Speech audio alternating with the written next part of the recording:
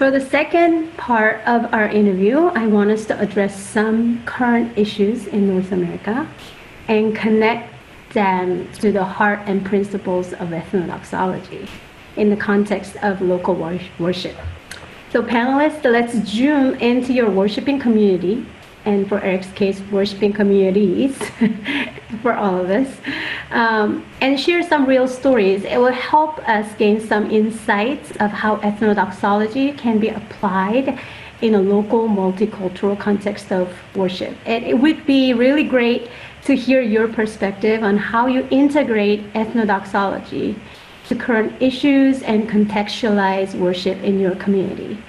So, audience, thank you for joining us. And as you listen to the interview, please write your question in the chat box or in your notes. And we'll first address questions in the chat box, and then you'll have a chance to ask questions live after each panelist to share. I'll ask Joe first, and then Eric, and then Chris, in that order.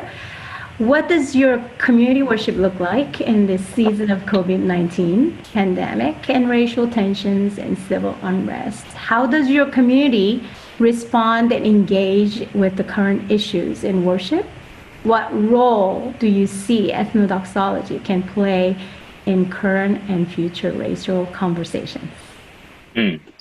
Thank you. Joy's community is my community. We are a married couple. Actually, we are sitting in the same house in a different room as of now. Our community is incredibly diverse, as she described in the video. Is 60 different languages, possibly 80 different people groups in less than 2-mile radius, which is classic example of low context culture. So there's nothing that people can agree when it comes to style of music or artistic expressions or wearing mask or not, or politics is bigger than two-party systems. We have people from Middle East, people from all places of Asia, continent of Africa. So imagine us talking about politics. Imagine us trying to decide the menu. It's combination of time and event-oriented culture crashing each other all the time. People say they were gonna show up at a certain time and never show up. People say don't say anything, but they show up. So and different power distance, high power, low power distance, different communication style, drag, indirect. It all merges in this tiny place, and it's incredibly difficult to lead in normal times, but especially during pandemic. And also people coming from different places bring their own traumas. So it's very difficult to talk about racism. For example, let's say black and white binary in the context of US. We have people from Syria, and what they just been through last few years is incredibly painful. So when we talk about racism in the US, it appears for them as a relatively a minor issue. And at least they have not faced racism in a way that African Americans face in the US on a daily basis or past 400 years. So we are really looking back at an ancient practice of hospitality. And of course, hospitality looks totally different in different cultures. We have people whose culture is whenever guest arrives, you're not supposed to ask how long you're going to stay or when are you going to leave, because that's incredibly rude. And only way that you can find out how long the guest will stay is by looking at the size of bags that they'll bring into your house. They may stay for a couple months. But every culture has a practice of hospitality. And then that's where we start. We ask questions like, how do you feel welcome? How do you welcome guests in your place? What do you expect when you enter into people's house or communities. And from there, we build conversations, we build trust, we build relationships, and that may lead into writing a new song that may feel welcomed for each individual. Thank you, Dale. Eric? Well, I would say my community Joy and Jayu's community sounds a lot like my community here in San Diego. Joy, you asked the question of what does our community worship look like in this season of COVID-19 and racial tensions and civil unrest. Our 100%, well, almost 100% of our services have moved to online.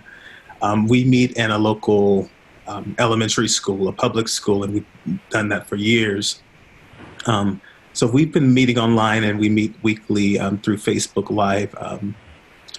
In terms of how we are responding to the global pandemic and the racial tensions and the civil unrest from a worship aspect, a musical worship aspect, an artistic expression it's opened up an opportunity for me to partner with not only our local musicians here in our community, in our church, but also with global musicians, because COVID-19 is a global issue. Yeah. And so being able to invite on musicians and singers and songwriters from different global spaces and asking them to share a portion of their stories and their lived experiences, and as well as songs that come from them. It kind of helps us to sit with their story and to sit in their tensions as well, especially as it pertains to COVID-19. Right now, the songs that we're choosing to sing are songs that are justice-oriented, songs of repentance, songs of the we collective versus the I, and contemporary Christian music, or what's popular, isn't centered in our musical worship expressions because it's not who we are really. We are a community located next to a global university. We're in a global university town next to University of California in San Diego here. So we end up with a lot of scientists. We end up with a lot of doctors and people who are professors and things of that nature. So our church has responded by inviting those voices, those global voices and those local voices, to help us to process. One particular scientist, we have a couple of people on the worship team, in fact, they work in infectious disease. So they've been invited to just kind of help us to process. They bring prayer points and share with us how we can pray for them as scientists, as well as just contributing to songs that they feel like, they'll give us songs that they feel like would resonate with the community as well. There's another gentleman, he's a professor and author and the creator of Black Minds Matter at San Diego State University. He's a member of our community. And so he usually comes on and he will help us to kind of unpack what's going on with the racial issues and tensions and things like that. Mm-hmm. And for every service, we have a time of Q&A, question and answer. So we're able to bring on doctors and different people of that nature. But with the musical worship expressions, I think it was 2 weeks ago, we had musicians from 5 different continents on the same worship set. And I always ask those musicians, what songs are you singing? What songs are you writing? What songs can we bring to this community? So finally, I think as we empower those voices to kind of be up front and to speak, I think ethnodoxology, the role that it plays in current and future racial conversations, I think as we allow those leading voices to be up front and they're sharing their stories and their lived experiences, it helps us to develop empathy, compassion, understanding, and to sit with other people's stories. Mm. Yes, that's great. Chris? Thank you, Joy. Yes. Joy, is it possible for us to answer all 3 questions? Is that okay with you? Yes. Okay, I know there's so much we can share here. The church I serve is currently able to host 30% of our congregation in our church building. And the rest of the congregation is able to connect digitally via live stream of our services in their homes. And so in August 2020, the church leadership and we decided that we needed to take some time to dedicate services to helping the congregation begin to process the pandemic, the racial tension, by discovering what it means to biblically lament, by grieving the loss of freedom, by grieving the loss of life. We had 23 related deaths in our congregation or in direct family members of our congregation members. And then to also work through the injustice that has been experienced by our Black brothers and sisters and our First Nations brothers and sisters in Canada. And so we're trying to look and to listen for what God is teaching us in this season. And we're taking time to really introspect and challenge ourselves with a key question. Do we really believe what we believe we believe? Do we really believe what we believe we believe? And that's causing us to contemplate how we respond, how we act, how we sing, how we worship, how we preach, everything that's surrounded about our church. Secondly, in regards to the current issues of worship in my own context, there are three obvious things that stand out to me. The first is a vision for singing global songs needs to be clearly communicated and constantly repeated in the local church. One time, one message, one service will not do it. In my context, I've realized that transitioning a congregation of 850 people that is familiar and used to singing hymns and choruses and contemporary songs and moving them to a place of receptivity and engagement with global worship, that's a long-term strategy. I have to be honest and gracious with myself and with our worship pastor and their worship team that it's a long-term process. It needs to all be biblically framed in order for it to be well received. Second, within that, global worship in a multi-ethnic context cannot simply be seen as another genre. I see this as being a temptation to call it a genre instead of seeing it as part of the change that must take place within the congregation, how they perceive themselves, how they cause them to better evaluate their identity as part of a local church, but not only a local church, but a global church. The question is, the congregation is becoming less about asking about why we sing global songs. It's less about what songs are we singing. It's more about who is singing the global song. Who is the person standing in front of the congregation, and why are they singing it, and why is somebody else not singing it? The racial tensions in our culture are having an effect on the church. And my sense is that it's going to become increasingly difficult for individuals who are white, Caucasian, to lead global songs in the North American context without critique. Third, we need to further explore the relationships and the friction that exists between ethnodoxology practice in the local church and pastoral ministry. I still think there's a lot of research and study and evaluation that needs to be done in that cross-section of fields. And then lastly, in regards to the current and future conversation, when I think about the role of ethnodoxology, I confidently believe that global worship is, as I said earlier, one of God's healing remedies for the racial divide that lies within the church. And if the world would see the church in action, then I think we'll have a greater voice, the ability to speak into the life of our world. Multi-ethnic congregations need to move from racial and ethnic segregation to integration, and from ethnic diversity to spiritual unity. That's the transformation we need to see.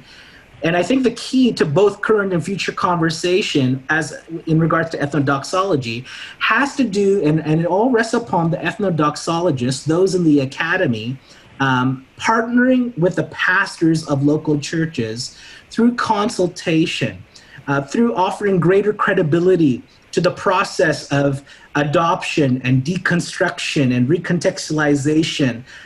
That's a whole process that we need their help in.